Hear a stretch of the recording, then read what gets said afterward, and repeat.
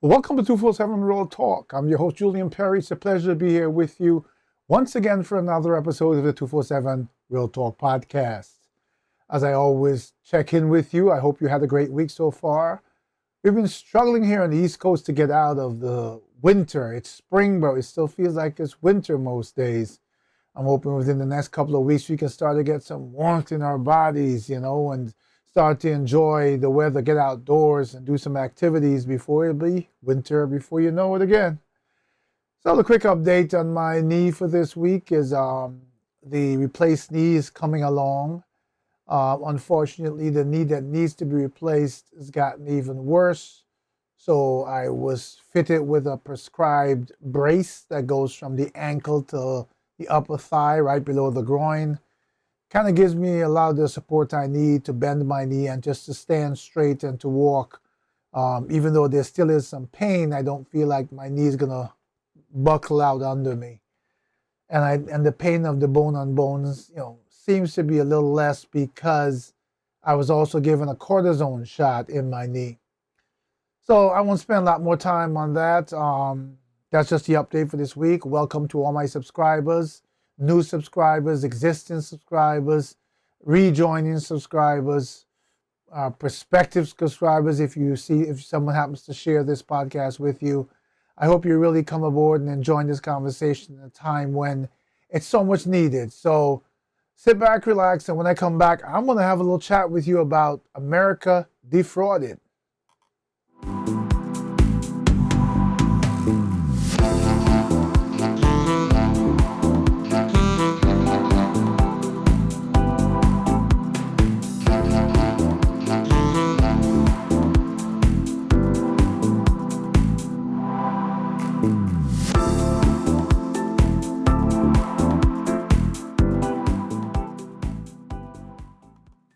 So, welcome back. How was your week? That's a sort of rhetorical question. I'm going to start this episode by telling you a story about a friend who I'm going to keep his name anonymous, but I'm going to tell you his story because it's sort of so appropriate at this time. When I started my job that I'm in now 33 plus years ago, a friend of mine, someone I met on the job, had been there 2 years. So he's been there, let's say, 35. And he's older than I am. And he called me about 3 months ago and said he's finally retiring. I felt sort of bittersweet. This is someone I felt for 33 years. I kind of grew up with him, right? Grew up as an adult to a mature adult with him. And we remained friends throughout this time, and a great guy. And one of the things he managed to do through many different avenues, which are not really relevant, but legal avenues, is build a lot of wealth in the stock market and in his 401k. And he also built quite a bit of money up in his deferred compensation plan. He invested a lot. So he called me and told me he's retiring. He called me and told me that he and his wife had bought a house cash in Florida, and they had bought another house that they were going to use as a bed and breakfast, and they were going to retire. Sometime last week, the phone rang. He was supposed to be his retirement party. I told him, well, I can't make it because of my knees. I'm so sorry. I was really hurt by the fact I wouldn't be able to see him. And he called and told me, I'm not retiring anymore. I'm pulling my retirement papers. Like, what prompted that decision? He says, in the last week alone, I lost $300,000 of my 401k. And it has completely derailed the plans that, with the $750,000 bed and breakfast they bought in Florida, etc. He says, I got to work. And probably for the next few years, because I don't know when my 401k will come back to be near what I put into it. And I'm sorry if I'm blinking a lot tonight. I had allergy shots today and we're getting into that season, so forgive me. But we have been taken. And the the crazy part about what's going on in America is no one, no matter what you believe in, can say that you were lied to in a sense. People want to go on the TV now and say, well, we didn't know this is what would happen. We were lied to. No, you were told before the elections what was going to be done.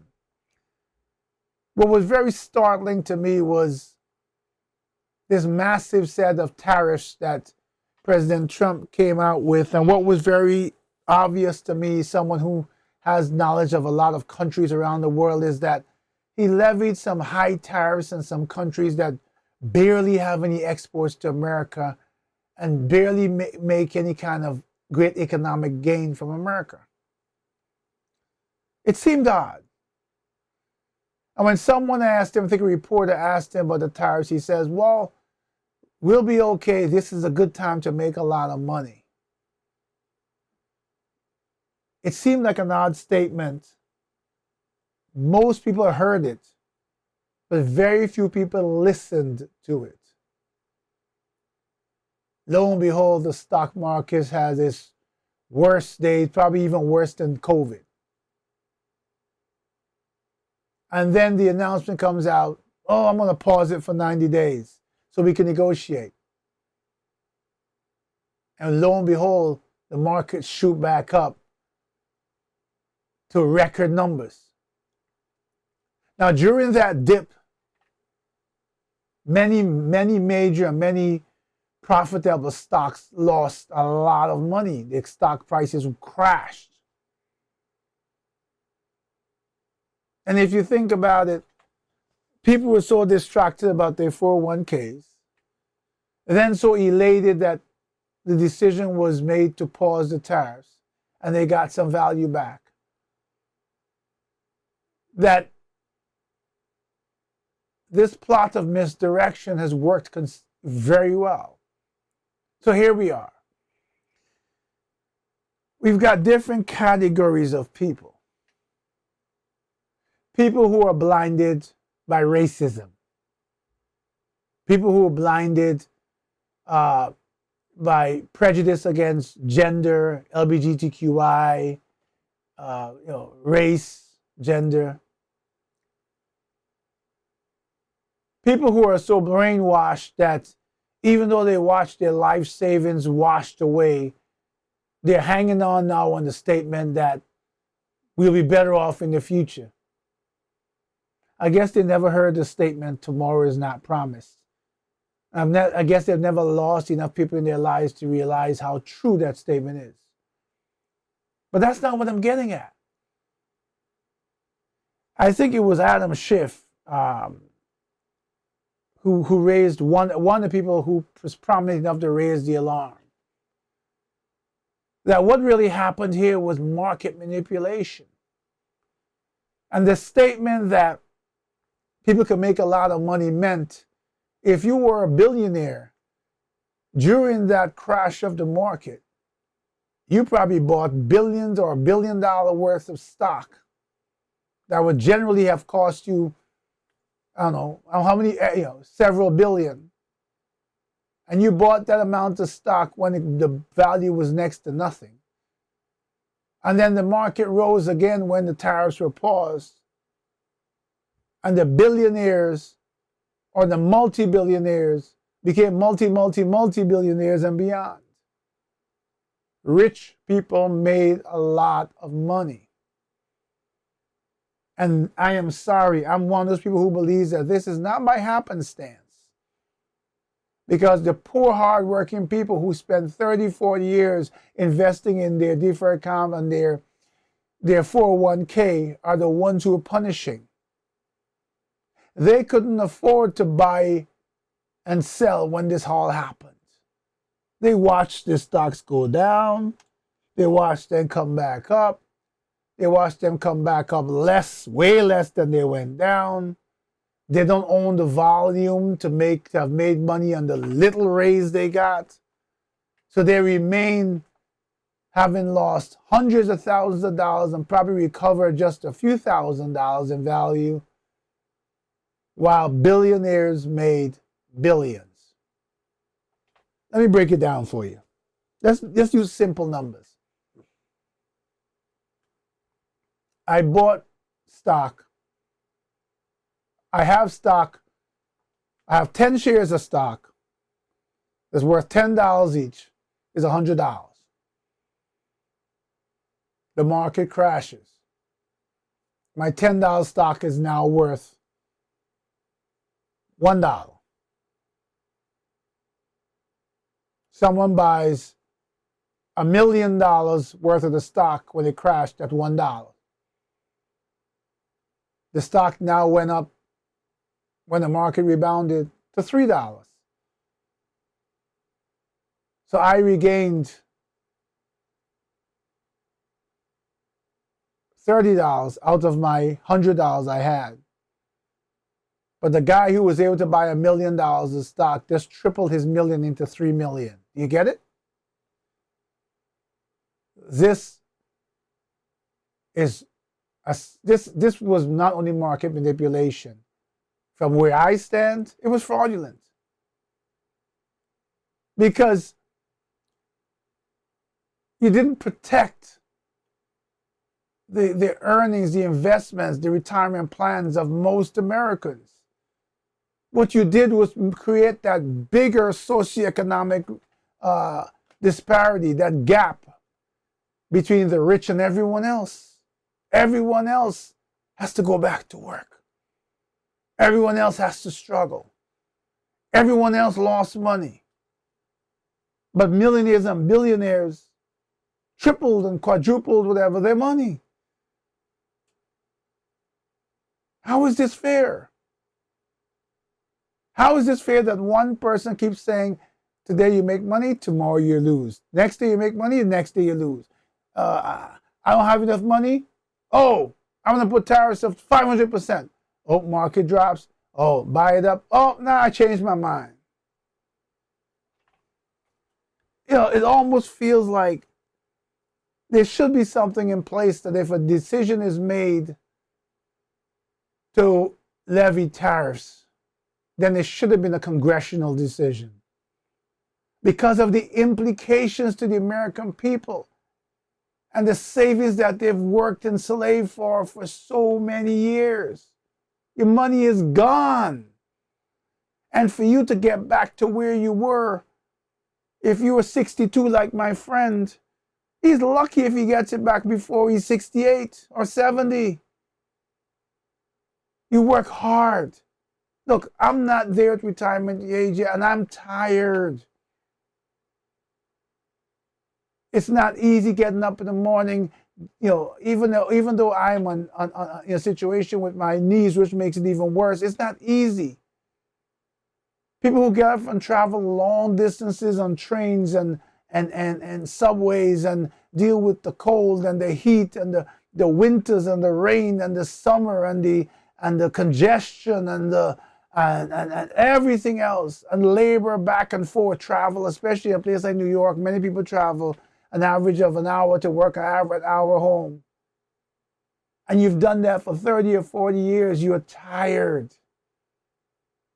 And just when you've gotten to the point where you look at the numbers and you say, I've made it, I can hang it up now, I can sit back, I can relax, and for the years left of my life that God's going to bless me with, I can enjoy my life, I can travel, I can wake up late, I can do my hobby, I can do whatever I want without this hectic back and forth that we do in this country. We live to work. We don't work, we work to live too, but what I'm saying is we're in a society where work is more important than everything else in our lives, not by choice, by survival choice. And when you've made that sacrifice for 30 or 40 years, let's make it sound a little different for the impact.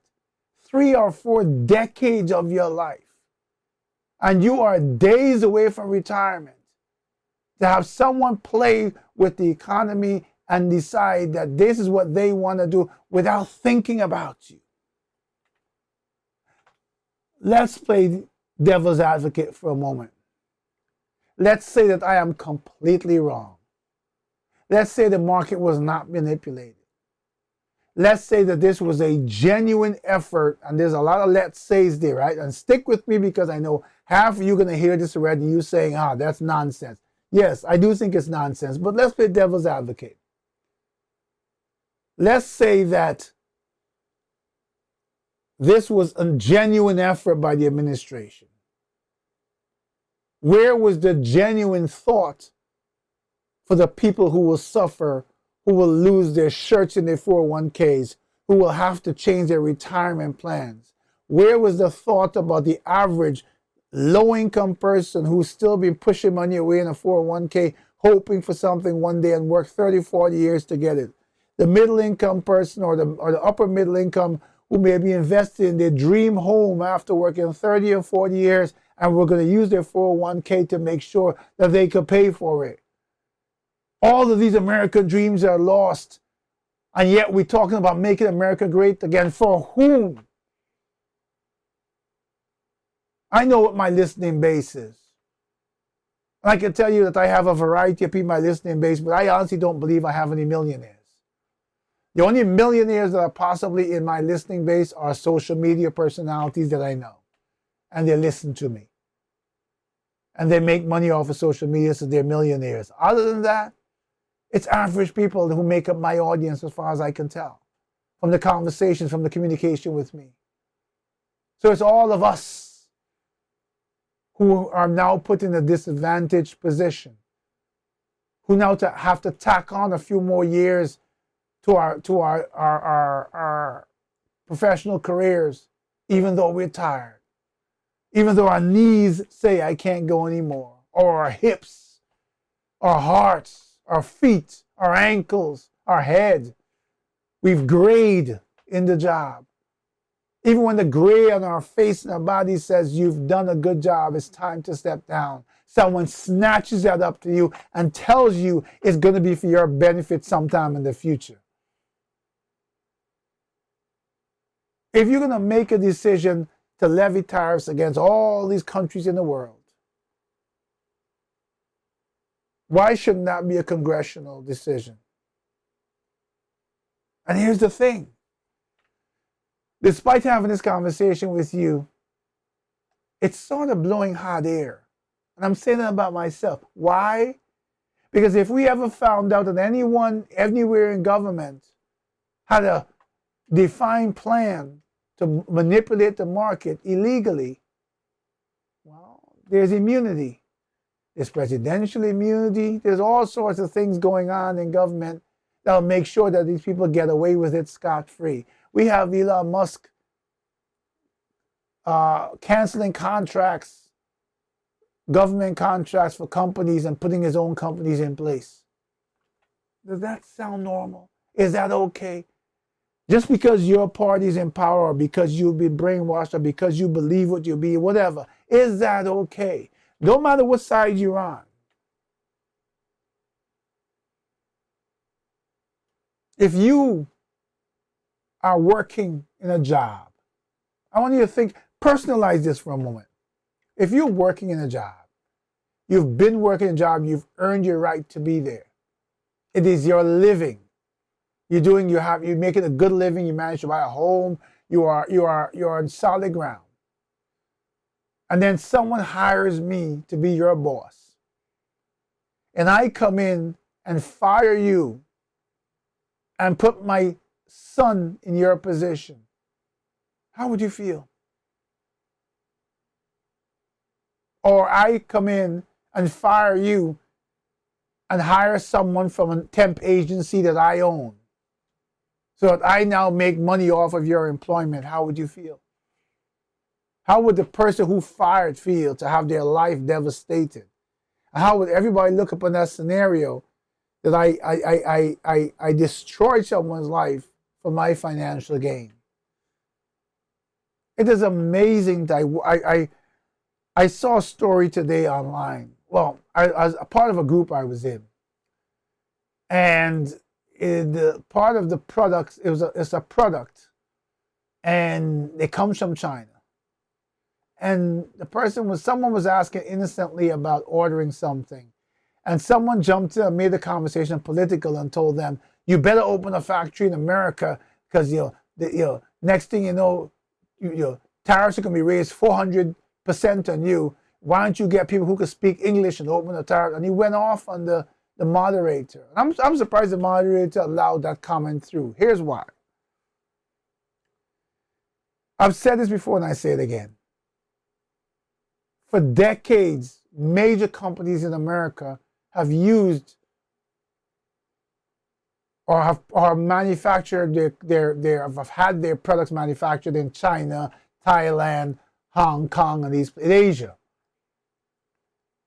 It is not as simple as saying, okay, I raise tariffs and your companies start making the parts in America. It is not that simple. And the thing is, people are so brainwashed that, oh yes, make America great again, let's do here. No, you can't. Simple list. A factory that makes things like millions of phones, I'm just going to go like Apple, like iPhone. The square footage of their factories just for manufacturing, number one. The number of people required to produce millions of phones, number two. The skill set of those people in the thousands, where we might have those skill sets in America, but not in the numbers needed to produce the volume of those products and that quickly. The knowledge of how to put them together, and from working with these different manufacturing things, they know the right way. They figured out the recalls. They figured out how to fix it to make a better product that's then shipped here. The designers come from America, the research and designs in America, but the rest is done abroad. And these companies that are manufactured in China, these places, didn't do it because they didn't want to make America great again. They did it for profit. But the result is there's a dependency there now. And if you want to make products back in America again, it is something that needs to be scaled up. It is not something you can just walk in one day and slam the door shut and expect that that's going to make America great again. It is something that you need to ramp up, where you say, okay, you know what? You have 100% of your products coming out of Asia. Whatever the agreement is, whatever subsidies, however it works out, I need by in 2 years, 20% or 25% of it must be done in America. That gives a company time to gather real estate, to build buildings, to import factories, to set up infrastructure, to train workers, all of these things. And then from there you scale up. A long-term plan. This walking in one day and slamming the door only helps one set of people, the top 1%. I know I have people from independent, libertarian, because I hear from them, Republican and Democrats who listen to my show. Some listen, most listen because they're interested in what I have to say. And they support it or they agree with it to some level or the other. Some parts they agree with, some parts they don't. But there are a lot who listen just because they think that I'm opposing what they believe in. And because it's controversial, they listen to hear what I'm going to say. But you're in denial. When you listen to my podcast and it's over and you log off your machine or whatever you're listening to, your phone, you close YouTube or whatever. When you're done with that, do you put your phone down and then go look at a picture of the millions that you have? Or do you put it down and get back to work? Or do you have it listening because of your long ride home on the train? Or do you put it down and your mind goes back to how you're going to pay your light bill, your gas bill, your phone bill with less money? And your plans to retirement and travel with your family are now doomed or delayed. Tomorrow is not promised. Having to continue to work for another 3, 4, 5, 10 years because of what has happened now is theft of your lifetime that you can't replace. Everybody always says, you could have an idea and you could turn it into millions. Well, if everybody could do that, everybody would. Some people have ideas and they work hard and they turn it into millions. Some people work every day and save money and turn it into thousands, but enough to survive. Some people put money in their 401k for decades to have enough when they retire. And some people, entrepreneurs, built their own businesses only to have watched them collapse over the last week because they finally maybe went public and their stock crashed. Can't pay their employees, value the company down. Somebody wants to gobble up their company at a lower price. They're forced to sell. This thing has so many implications that those who are screaming, yeah, we're American. No, we're all Americans. Those of us who are here, Americans, we love this country. This country is a great country. Or this country is a country with great potential. But for us to see that potential so that it is truly great for all, we've got to make strides and make sure that those we elect, the administrations, make decisions that lift us up, not squeeze us. And when I say squeeze us, those of you who are in denial and get upset as soon as anyone says anything against this administration, if you are poor, if you are middle, if you are lower middle, when you get off of this podcast and you're upset with me, go look at your 401k and mull it over and over again, and then decide if you are still going to ride this train all the way to either bankruptcy or being in debt again, or losing so much that you have worked for while you watch people, rich, filthy rich people, winning and winning at your expense. That kind of brutality doesn't have a partisan note to it. That kind of brutality is one foundation that we can all stand on as united as one, because it does not discriminate. When the rich set out plans to get richer, it impacts everyone. Doesn't matter who you believe in or what you believe in. Rich are rich. The rest are the rest. So whether you're libertarian, independent, Republican, or Democrat, whether you voted for this administration or the opposition, there's one thing that unites us today. If we're not in the rich, we're united as victims. When you're tired being a victim, when you've had enough, let me know. Because I'm standing here ready to help my voice be heard and join the masses that will force Washington and those who are asleep to wake up. Something has to be done to lift all of the American people. Something has to be done to recognize the immigrants who once made this country or showed the potential of how great this country could be. It was built on the back of immigrants, whether you like it or not. It doesn't matter if you were born here. If you look far enough in your ancestry, you'll see how tied you are to an immigrant. Have a great week, great weekend. Stay safe, stay strong, stay proactive, and make a difference. Until the next time, please take care of yourselves and each other.